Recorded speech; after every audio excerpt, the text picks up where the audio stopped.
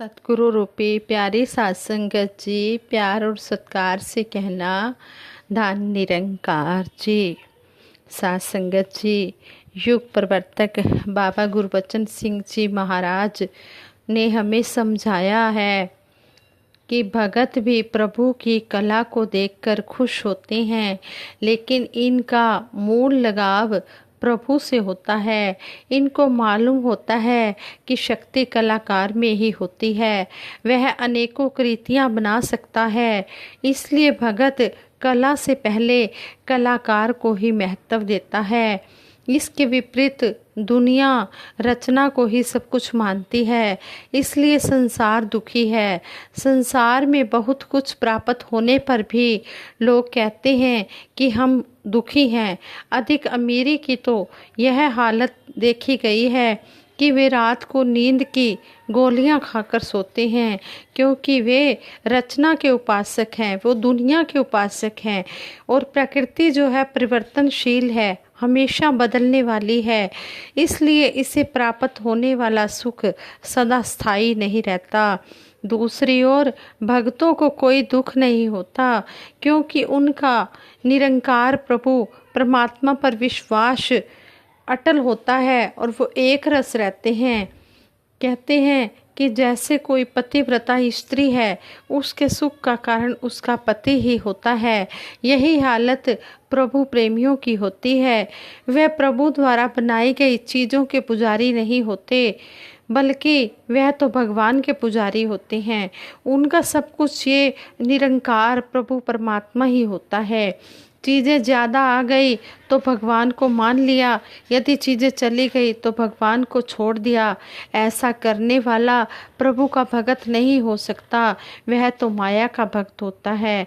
हमने कभी भी ऐसा नहीं करना, हमने इस निरंकार का ही भगत बनना है। इसी में ही सुख है, इसी में ही आनंद है। और आगे युग प्रवर्तक बाबा गुरबचन सिंह जी महाराज ने कहा, जब भी सच झूठ की टक्कर होती है, सच की हमेशा जीत होती है।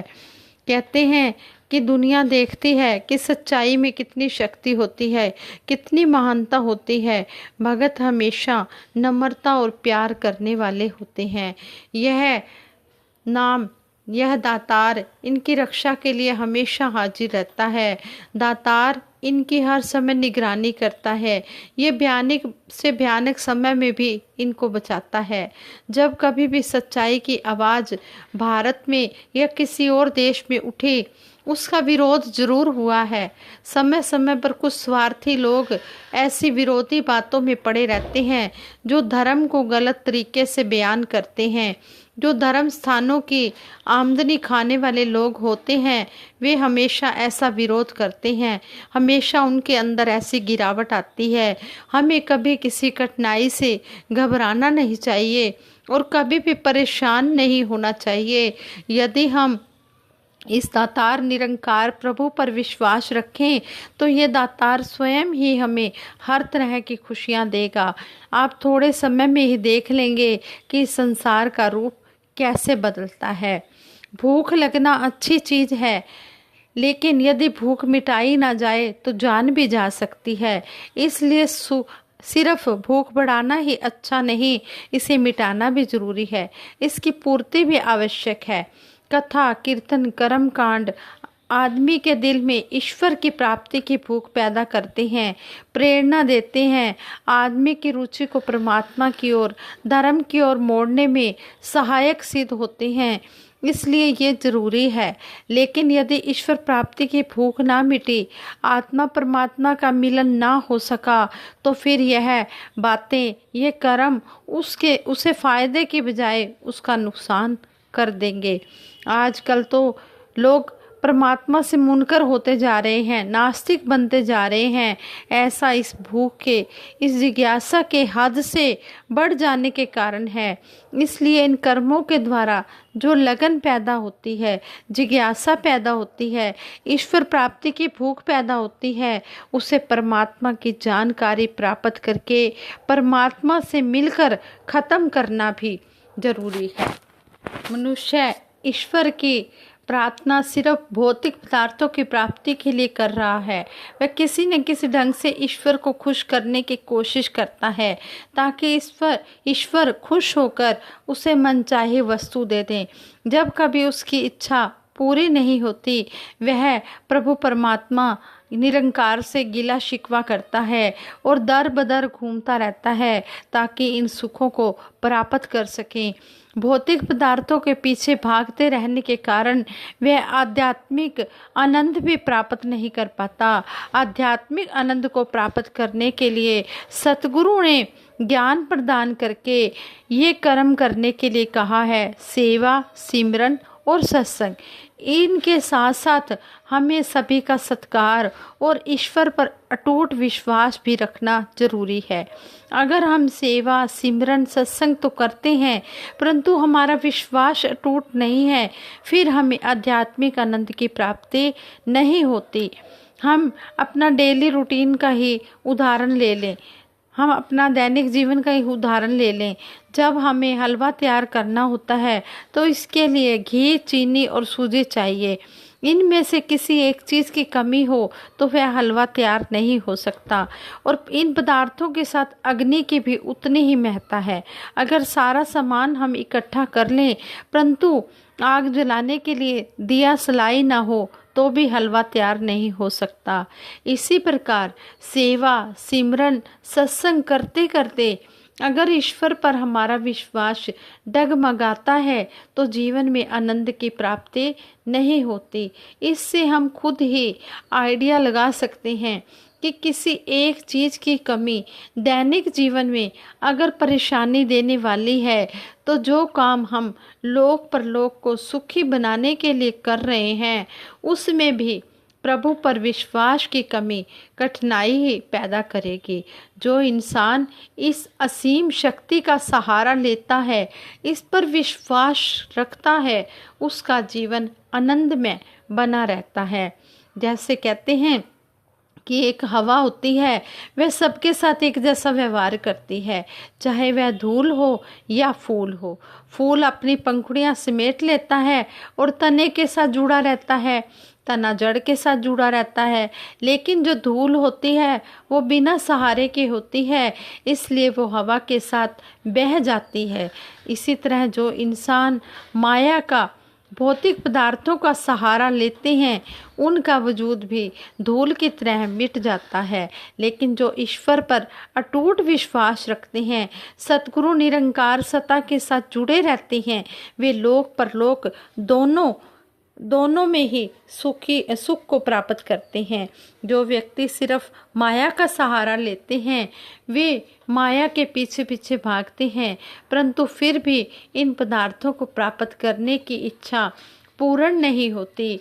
जो गुरसिख सतगुरु पर पूर्ण विश्वास रखते हैं और इसी का सहारा लेते हैं, उन्हें आध्यात्मिक सुखों के साथ साथ ये दुनियावी सुखों की भी प्राप्ति हो जाती है।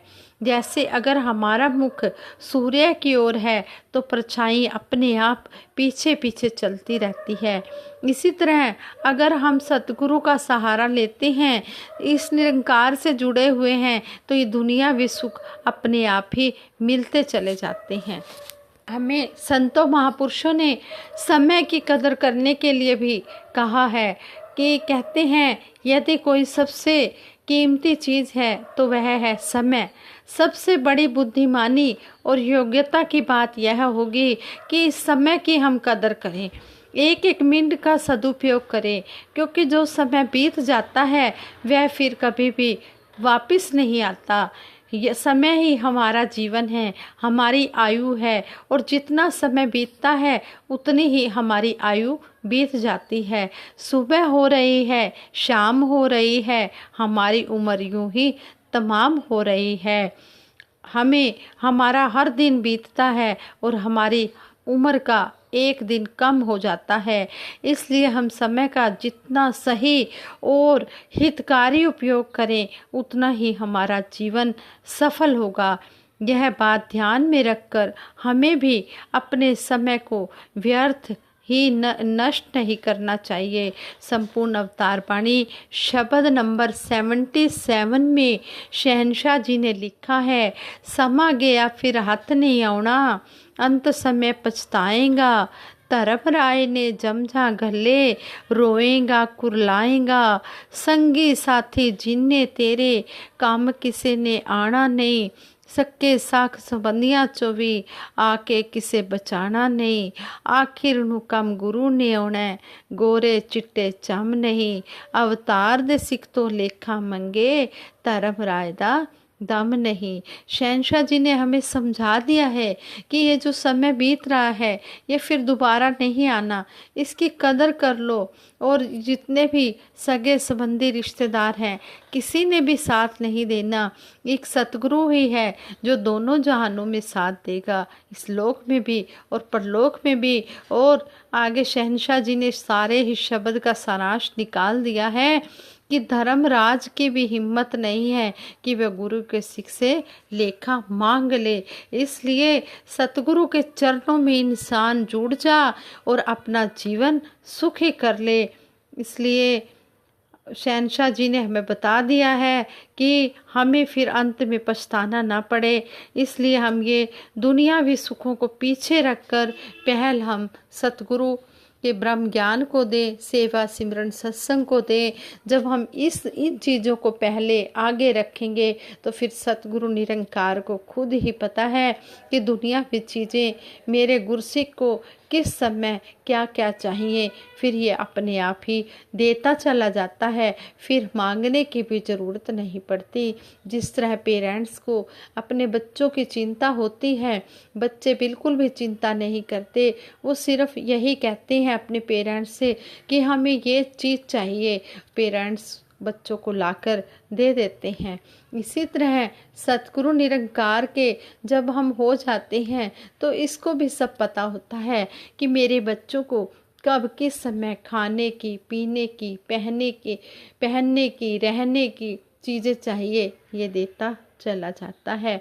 हमारी तो झोली भी छोटी पड़ जाती है, देंदा दे लेंदा थक पाए, जुगा जुगंतर खाए खाए। साथ संगत जी, ये देने वाला कभी नहीं थकता लेकिन लेने वाला थक जाता है, ये झोली भी छोटी पड़ जाती है। यह सतगुरु इतना दयालु है, इतना कृपालु है, एक बार आकर इसके चरणों में देखो तो सही, कितना आनंद मिलता है, कितनी खुशियाँ मिलती हैं। दुनिया का तो ध्यान ही नहीं रहता जब भगत इसमें मस्त हो जाता है। इसलिए समय का सदुपयोग करना चाहिए, कम से कम खर्च करके ज़्यादा से ज़्यादा उपलब्धि हासिल करने का प्रयास करना चाहिए। कम से कम खर्च का मतलब ये नहीं कि हम कुछ खाएं पिए ही ना, दुनियावी चीज़ों की तरफ ये ध्यान नहीं है। कम से कम खर्च का मतलब ये है कि हम ज़्यादा से ज़्यादा समय सेवा सिमरन और सत्संग में लगाएं। इन चीज़ों को हम ज़्यादा से ज़्यादा अपना जमा करें, इनको हम इकट्ठा करें। ये नाम रूपी धन ही साथ में जाना है और कुछ भी इंसान के साथ नहीं जाना है। खाली हाथ आया इंसान ज़रूर है, लेकिन यह नाम रूपी धन दौलत से माला माल होकर इंसान जाता है। और ये जितनी जितनी इंसान इकट्ठी करता जाता है उतनी उतनी ही साथ चली जाती है। ये तो हमारा जो लेखा है, ये लिखा जा रहा है कि हम कितने कर्म कर रहे हैं, कैसे कर्म कर रहे हैं, अच्छे कर्म या माड़े कर्म, जो भी हम कर रहे हैं ये हमारे लिखे जा रहे हैं। ये सीसीटीवी कैमरा जो है ये 24 घंटे लगा हुआ है। कहते हैं कि जो दुनिया के ये कैमरे दुनिया में लगे होते हैं, मॉल्स में या कहीं भी शॉप्स में कहीं भी लगे होते हैं, लेकिन ये फिर भी किसी समय बंद हो जाते हैं, लाइट चली जाती है। लेकिन जो निरंकार रूपी सीसीटीवी कैमरा है ये 24 घंटे ऑन रहता है। ये सतगुरु निरंकार हर समय हमें देख रहा है, इसलिए हमने अलर्ट होके, चेतन होके हमने कर्म करते जाना है। जिस तरह हमें सतगुरु ने सिखाया है कि हमने कभी भी किसी का दिल नहीं दुखाना, किसी के साथ धोखा नहीं करना, छल कपट नहीं करना, किसी से हमने माया का अगर हमारा लेन देन है तो वो हमने साफ सुथरा रखना है। हमें सतगुरु बाबा गुरबचन सिंह जी महाराज यही समझाते थे और आज वक्त के सतगुरु माता सुदीक्षा जी महाराज भी हमें यही समझा रहे हैं कि हमने हर कर्म में खरा उतरना है। जो भी हम कर्म करें अच्छा ही करें और सतगुरु माता जी को हम पर फ़क्र हो, हम पर नाज हो कि वाकई में ये मेरे जो बच्चे हैं ये प्यारे गुरसिख हैं, मेरे बच्चे हैं ये बहुत ही अच्छे हैं। जब गुरु की बात को हम मानेंगे, गुरु को खुश करेंगे तो गुरु अपने आप ही अपार धन दौलत से झोलियाँ भर देगा। धन दौलत यही है हमारा सेवा सिमरन सत्संग। सच्चा पातशाह अपने आप ये देता चला जाएगा। जे सुख को चाहे सदा शरण राम की ले। अगर हम साई सुख को पाना चाहते हैं तो फिर हम सतगुरु के शरण में आए। सतगुरु कहते हैं कि ये जो ब्रह्म ज्ञान है जो कि सतगुरु की शरण में आने से मिलेगा, यह सुनहरा समय है, यह गोल्डन चांस है। हम भी हैं, सतगुरु भी है, तो फिर हम सतगुरु का सानिध्य प्राप्त करके क्यों ना समय का सदुपयोग करें। कहते हैं खुदा की खोज वो जाने कहाँ दिन रात करते हैं, एक हम हैं जो हर एक पल खुदा से बात करते हैं। जो हम हैं जो हर एक पल खुदा से बात करते हैं। उन्हें इंसान की सूरत में भी ना इंसान नज़र आए, हम इंसानी तन में रब से मुलाकात करते हैं। हम इंसानी तन में रब से मुलाकात करते हैं। भगत तो रंग बिरंगे फूल हैं रब की बगीची के। भगत तो रंग बिरंगे फूल हैं रब की बगीची के। प्यार की खुशबू से भरपूर कुल कायनात करते हैं। प्यार की खुशबू से भरपूर कुल कायनात करते हैं। खुदा की खोज वो जाने कहाँ दिन रात करते हैं। एक हम हैं जो हर एक पल खुदा से बात करते हैं। रहम की पाक कश्ती में गुरु सबको पनाह देता। रहम की पाक कश्ती में गुरु सबको पनाह देता। शरारत जब भी करते हैं मेरे जज्बात करते हैं। शरारत जब भी करते हैं मेरे जज्बात करते हैं। जिनका भी यकीन पक्का है इस मुर्शद की रहमत पर। जिनका भी यकीन पक्का है इस मुर्शद की रहमत पर। उन्हें मजबूर ना उनके कभी हालात करते हैं। उन्हें मजबूर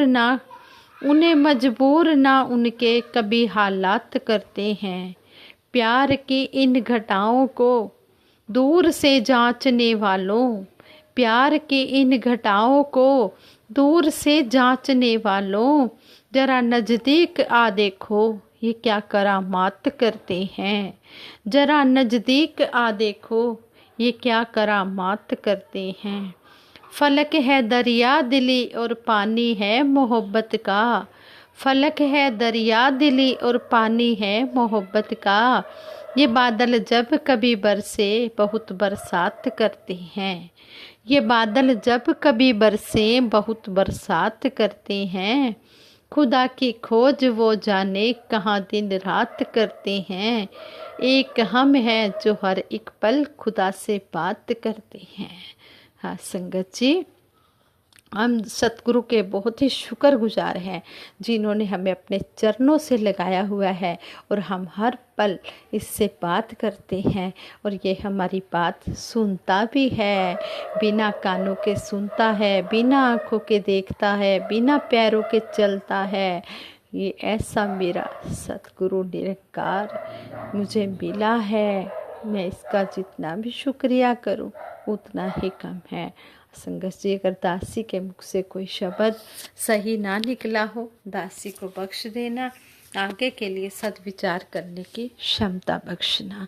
दासी सिमरन कराएगी, सभी मिलकर सिमरन में साथ देना। तू ही निरंकार मैं तेरी शरण हाँ, मैनू बख्श लो।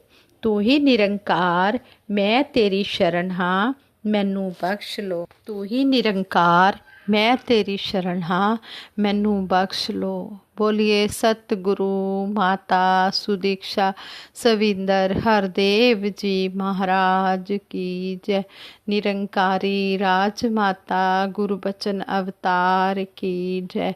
साध संगत जी प्यार से कहना धन निरंकार जी।